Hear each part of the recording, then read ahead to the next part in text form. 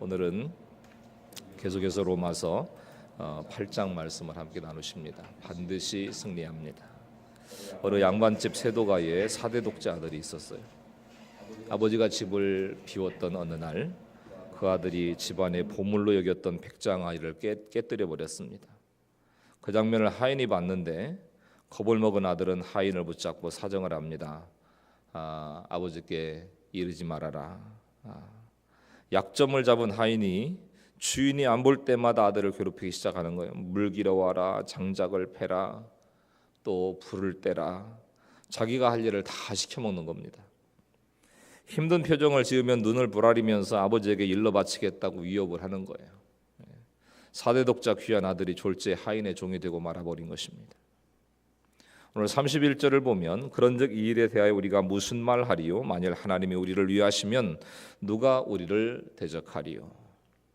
불효될 사람에게 도리어 종노릇을 하고 사는 사람들이 얼마나 많은지 몰라요. 사나운 개를 만났을 때도 겁을 먹고 피하면은 이게 이제 개가 더 기가 살아가지고 으르렁거리고 달려든다고 그러죠. 근데 정신을 차리고 눈을 정면으로 이렇게 바라보면 개가 알아서 슬금슬금 피한대요. 근데 저도 그래서 그렇게 해보니까 이 싸나운 개는 더 싸납게 으르렁대더라고요. 구원받은 하나님의 자녀들도 자신의 정체와 신분을 알지 못하면 이 마귀의 공갈 협박 속에 벌벌 떨면서 살아갑니다. 두려워하지 않아도 될 일을 두려워하고 근심하고 불안해하고 어찌할 바를 모르고 살아가는 거죠. 백자 항아리를 깨고 하인에게 잡혀 살았던 양반집 아들에게 드디어 한계가 왔습니다. 도저히 못 참겠다 이제.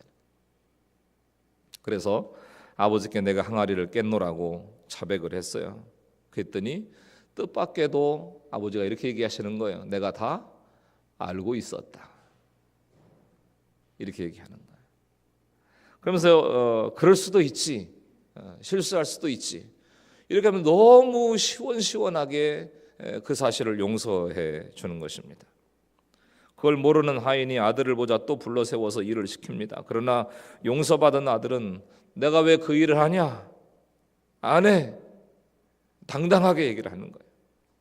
하인이 눈을 부릅뜨면서 일러 바치겠다고 얘기했지만 아들은 더 큰 소리로 이제 힘이 난 거죠. 이럴 테면 일러 봐라. 그랬더니 하인이 꼼짝도 못하고 움츠러들었다는 거예요. 자, 31절 말씀에 나를 아시는 하나님이 나를 정하시고 부르셨는데, 나를 의롭게 하시고 영화롭게 하셨는데 거기에 대해서 누가 무슨 말을 하겠냐? 하나님이 나를 의롭다고 하셨는데 누가 무슨 말을 하겠냐? 하나님이 나를 위하시는데 누가 나를 대적할 수 있느냐? 그러니까 모든 갈등과 고통 가운데서 하나님께서 저와 여러분을 위하시는 줄로 믿습니다. 하나님이 나를 위하시는데 어떤 상황에서 나를 영화롭게 하시는 거예요. 그걸 믿는 사람에게는 누구도 대적할 수가 없다. 누구도 고소할 수가 없는 것입니다. 이어지는 32절 말씀을 함께 읽겠습니다. 시작. 자기 아들을 아끼지 아니하시고 우리 모든 사람을 위하여 내주시니가 어찌 그 아들과 함께 모든 것을 우리에게 주시지 아니하겠느냐. 어떤 집사님이 있었습니다. 동생이 아이를 못 가져서 걱정을 하는 거예요. 나이는 들어가고 아이는 없는 겁니다. 하도 한숨을 쉬고 걱정을 하니까 집사님이 얘기를 했습니다. 내가 아들이 5이나 있는데 계속해서 너에게 아이가 없으면 내가 하나 줄 테니까 너무 걱정하지 말으라고 약속을 한 겁니다. 근데 아무리 기다려도 동생에게 아이가 생기질 않는 거예요. 드디어 집사님이 약속을 지켜야 될 때가 온 것입니다. 근데 막상 주려고 하니까 쉽지가 않은 거예요. 누굴 주겠어요? 장남은 장남이라서 못 주겠고, 둘째는 공부를 잘하고 똑똑한 아이라서 우리 가정에 대들보가 될 것 같아가지고 못 주겠고, 셋째는 외모가 현빈 닮아가지고 못 주겠고, 넷째는 유난히 아프고 약해가지고 못 주겠고, 막내는 눈에 넣어도 안 아플 만큼 그렇게 사랑스러운 아이라서 도저히 줄 수가 없는 거예요. 결국은 아무도 줄 수가 없었다는 겁니다. 그러면서 집사님이 하나님이 외아들을 주신 그 사랑이 비로소 이해가 되더라. 하나밖에 없는 그 아들을 나에게 구원의 능력으로 허락해 주신 그 하나님의 사랑이 비로소 이해가 됐다. 아들이 5이 아니라 10이라도 어떻게 내 아들을 내주겠습니까? 아무리 마음이 관대하고 넓어도 자식 문제만 나오면 어떤 사람이라도 다 고슴도치가 돼요. 그러면서 대놓고 이기적이 됩니다. 다른 문제가 아니고 자식 문제만 나오면 다 고슴도치가 되는 거예요. 그런데 하나님께서는 독생자 아들을 우리에게 주신 거예요. 나를 위해서 나를 살리려고, 나에게 영원한 생명을 허락해 주시려고 그 아들을 주신 것입니다. 이런 절대적인 사랑으로 모든 것을 주셨는데 집을 주신 아버지가 가구는 안 주시겠어요? 집을 주신 아버지, 아들까지 주신 창조주 하나님께서 우리에게 필요한 무엇인들 안 주시겠습니까? 여러분, 가난을 이기는 힘이 뭐라고 생각하시나요? 가난을 이기는 힘, 열등감을 이기는 힘이 뭐라고 생각하세요? 이 세상에서 가장 강력한 힘이 뭐라고 생각하십니까? 재산일까요? 권세일까요? 외모일까요? 학벌일까요? 그 어떤 것이 가난을 이기고 열등감을 이기고 이렇게 살아갈 수 있는 능력이 되겠습니까? 여러분, 우리의 승리의 원동력, 우리가 승리할 수 있는 힘이라고 하는 것은 하나님의 절대적인 사랑밖에 없다는 거예요. 하나님이 나를 사랑하신다라고 하는, 아들이신 예수님을 영접하고 구원을 얻었으면 나머지는 하나님이 다 채워주시는 거예요. 필요한 능력, 필요한 물질, 필요한 사람, 그 모든 것을 하나님이 채워주신다는 이 사실을 여러분 믿으시면 아멘 합시다. 잘 안 믿어지시나 아멘이 시원찮다. 하나님이 채워주시는 거예요. 그 사랑에 안겨서 가는 우리에게는 어떤 상처도 유혹도 대적이 될 수 없는 것이다. 이번 한 주간 지내시면서 묵상하실 질문들을 한번 생각해 보시기 바랍니다.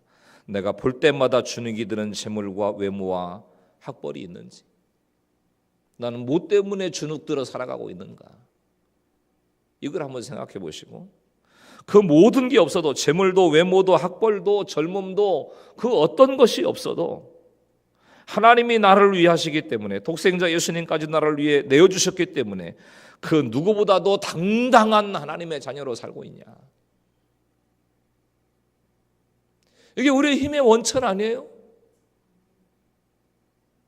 우리 능력의 근거 아니겠습니까? 근데 그 하나님의 자녀로 당당하게 살고 있느냐? 아니면 악한 영에게 혹은 사람에게 잡힌 약점 때문에 거기에 종로로 타고 살아가고 있지는 않은가? 33절 34절입니다. 누가 능히 하나님께서 택하신 자들을 고발하리요? 의롭다 하신 이는 하나님이시니 누가 정죄하리요? 죽으실 뿐 아니라 다시 살아나신 이는 그리스도 예수시니 그는 하나님 우편에 계신 자요 우리를 위하여 간구하시는 자니라. 우리가 천국 가는 그날까지 세상은요 끊임없이 하나님의 사람들을 송사합니다. 예수 믿는다며 빚은 다 갚았냐? 담배는 끊었냐? 술도 못 끊었는데 네가 그래도 집사냐? 네가 그래도 직분자야?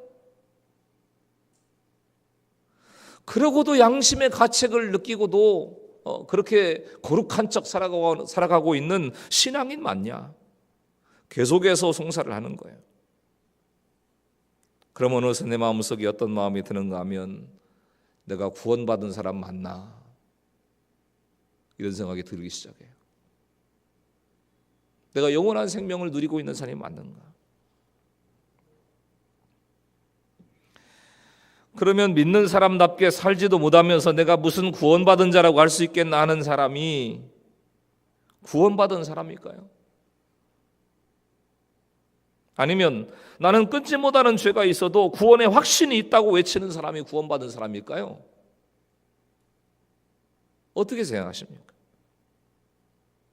끊지 못하는 죄로 인해서 잔뜩 주눅이 들어있을 때 사탄은 이렇게 얘기합니다. 너는 안 돼. 네가 집사라고 별 수 있어? 아무리 큐티를 하면 뭐하냐? 성경에 나왔다고 다 그렇게 살 수 있는 게 아니야. 너 술 안 마시고 사회생활 할 수 있어? 담배 안 피고 살 자신 있냐고? 그 사람 안 만나고 살 자신 있냐고? 넌 그렇게 못할걸? 끊임없이 송사합니다. 내 연약함을 가지고 나를 정죄하는 거예요. 그러나 아무리 끊지 못하는 죄가 있다고 할지라도, 해결하지 못하는 죄가 있다 할지라도 하나님께서 나를 의롭다고 하신다는 거예요. 나를 위해 죽으시고 다시 살아나신 예수 그리스도 때문에, 그분이 나를 위해 하나님 우편에 앉아서 간구해 주시기 때문에 의롭다함을 얻은 우리들이라는 것입니다. 그 하나님 때문에 나를 송사하고 정죄할 자가 없다고 말씀하시는 거예요. 이게 복음의 비밀인 것입니다. 여러분, 때로는 가정에서 엄마가 나한테 해준 게 뭐 있냐고 그러면서 대드는 자식들이 있죠. 엄마가 나한테 해준 게 뭐냐? 끊지 못하는 술, 담배, 또 집착, 중독 때문에 스스로를 정죄하실 때가 많잖아요. 이게 해결 안 하고 싶어서 해결이 안 되는 게 아니라 이게 안 끊어지는 거예요. 이럴 때 죄를 이기는 힘이 주님께 있음을 믿고 정죄가 아니라 회개와 감사로 영적인 싸움 가운데 들어가고 있는지 우리가 생각해 보셔야 되는 거예요. 35절입니다. 우리가 누가 우리를 그리스도의 사랑에서 끊으리요? 환난이나 곤고나 박해나 기근이나 적신이나 위험이나 칼이랴. 환난은요, 로마 시대에 쓰던 타작기를 뜻하는 말입니다. 우리말로 말하면 도리깨 정도 되는 것 같아요. 도리깨. 이거 환난입니다. 그러니까 구원을 받은 우리에게도 환난이나 곤고나 박해나 기근이나 적신이나 위험이나 칼이 있다는 거예요. 믿음의 사람의 인생 가운데도 이게 있다는 겁니다. 욥의 고통처럼 순식간에 재산도 자식도 다 뺏기는 환난이 있는가 하면 서서히 오는 정신적인 곤고와 대인관계에서 오는 노골적인 핍박의 고통이 있고 못 먹는 기근과 수치와 나를 죽일 것 같은 위험과 찌르는 칼이 있는 겁니다. 하나님을 믿는다고 해서 환난이 끊어지는 게 아니에요. 핍박과 기근이 끊어지는 게 아닙니다. 오직 끊어지지 않는 것은 그리스도의 사랑뿐이다, 이걸 말씀하는 거예요. 그리스도의 사랑뿐이다. 위험과 칼이 나를 위협해도, 누가 나를 죽인다고 해도 끊을 수 없는 것이 그리스도의 사랑이라는 거예요. 그 사랑의 능력 가운데 메인바된 우리라는 거죠.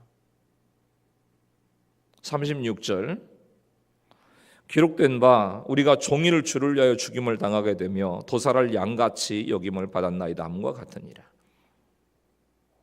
가정형편 때문에 중학교만 마치고 공장에 취업한 자매가 있었습니다.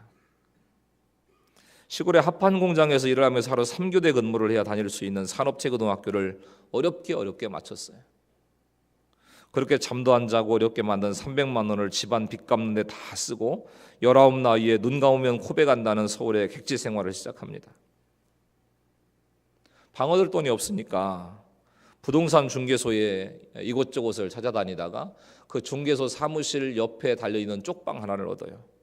월세 5만 원. 스프링 공장 용달 회사에서 7년 동안 격리로 일을 합니다. 난방이 안 되는 쪽방에서 추운 겨울을 날 때면 낮 동안 불을 뗀 기운이 좀 남아있는 중개소 안 소파에 새우잠을 청하면서 그렇게 이제 어려운 시절을 지낸 거예요. 죽도록 고생을 했지만 자부심 하나가 있었는데, 나는 착한 사람이다라고 하는 자부심 하나가 있었던 거예요. 그렇게 어렵게 모은 300만 원을 집안 빚 갚는 데 쓰고, 그리고 나와서 이렇게 고생을 하면서도 또 자기 가정을 돌보고 이렇게 살아가는 모습이 스스로도 대견했던 모양입니다. 근데 그 자부심 하나로 버텼는데 IMF가 몰아치면서 일하던 용달 회사가 문을 닫고 밥벌이다 하기 위해서 들어간 봉제 공장에서 한 남자를 만납니다. 재봉틀 너머로 사랑의 시선을 주고받던 두 사람은 결혼을 합니다. 결국은. 그리고 귀여운 아들도 낳았어요. 아이를 낳고 살림을 꾸려가면서 지출이 늘어갑니다. 모르는 사이에 카드빚이 불어나고 설상가상으로 남편은 한 곳에 정착하지 못하고 툭하면 이 직장, 툭하면 저 직장으로 일터를 옮기는 거예요. 빚을 갚기 위해서 자매는 3살 밖의 아들을 어린이집에 맡겨놓고 택배회사에서 배송 관련 일을 시작합니다. 그러나 일이 생각만큼 쉽지가 않아요. 간단치가 않아요. 기사의 위치와 배달지 연결이 매끄럽게 되지 않았고 그것 때문에 화가 난 기사들의 막말과 닥달에 오늘은 회사 가기 싫다. 출근하기가 무서워지는 거예요. 눈에 진물이 날 정도로 울면서 하루하루를 보냈지만 그렇게 벌어도 빚을 갚지 못해서 신용불량자가 됐고 사면초가의 환란이 그치지를 않았습니다. 남들보다 열심히 살았고 또 누구보다 착하게 살았고 그렇게 살아왔는데 왜 이렇게 내 인생이 꼬이는지 알 수가 없더래요. 그러던 어느 날 우연히 화장품 가게에 들렸다가 그곳에서 목장 예배를 드리고 있는 전사님을 만나서 복음을 듣게 됩니다. 교회로 인도된 자매는 비로소 말씀이 가슴에 꽂히는 구원의 은혜를 누리게 됩니다. 그렇게 죽을 만큼 힘겨운 인생이 말씀을 붙잡고 살아나기 시작한 거예요. 말씀을 붙잡고. 37절 보겠습니다. 같이 읽습니다. 시작. 그러나 이 모든 일에 우리를 사랑하신 이로 말미암아 우리가 어떻게 이겨요? 넉넉히 이기느니라. 자매는 이 사면초가의 환란을 통해서 예수님을 만나고 신앙생활을 시작했습니다. 그런데 예수님을 믿었다고 환경이 나아지나요? 금방 새로운 환경이 펼쳐집니까? 여전히 남편은 직장을 그만두고 여전히 신용불량자로 파산 신청을 해야 될 처지에 있고 그렇게 환란이 계속되면 자꾸만 스스로를 송사하고 정죄하게 돼요. 내가 구원받은 사람 맞는지, 내가 하나님의 자녀 맞는지 자꾸 의심이 되기도 합니다. 그런 힘든 전쟁을 자매가 어떻게 넉넉히 이겼을까요? 자신의 능력은 업무를 감당할 수 없다는 걸 인정하고 회사를 나와서 보름 동안을 기도만 하고 살았어요. 기도만. 단식할 것밖에 없는 처지였는데도 직장에 다닐 때와 달리 쫓기지도 않았고 수요 예배와 심야 기도에 참석할 수 있는 것이 그렇게 좋았대요. 이런 순수한 자매에게 두 군데서 일자리가 들어온 거예요. 하나는 화장품 가게 일이고 하나는 우유 배달 일입니다. 네, 화장품 가게 일은 수입이 2배예요. 수입이 2배. 오후 한나절을 돌면 되는 우유 배달과는 달리 주의를 지킬 수가 없는 거예요. 대신 자매의 형편에 2배나 되는 수입을 내려놓기라고 하는 게 만만치가 않았지만 자매는 환산조차 할 수 없는 주님의 은혜를 생각한 것입니다. 그래서 화장품 가게 일보다 절반밖에 안 되는 수입을 이제 결정을 하고 예배 드릴 수 있는 우유 배달 일을 그리고 주님과 동행하는 발걸음을 선택을 한 거예요. 여러분 같았으면 어디로 가셨을 거예요? 여러분, 이게 넉넉히 이기는 싸움입니다. 내 의지와 내 열심으로 악착같이 이를 악물고 이기는 싸움이 아니에요. 하나님의 사랑을 붙잡고 가는 싸움인 거예요. 하나님의 사랑. 여러분이 자매가 우유 배달을 한다고 무시할 수가 있습니까? 아무리 힘들어도 하나님의 자녀로서 끊을 수 없는 하나님의 사랑을 가진 자로서 누구도 무시할 수가 없는 거예요. 끊을 수 없는 하나님의 사랑. 그 사랑을 붙잡고 가는 거예요.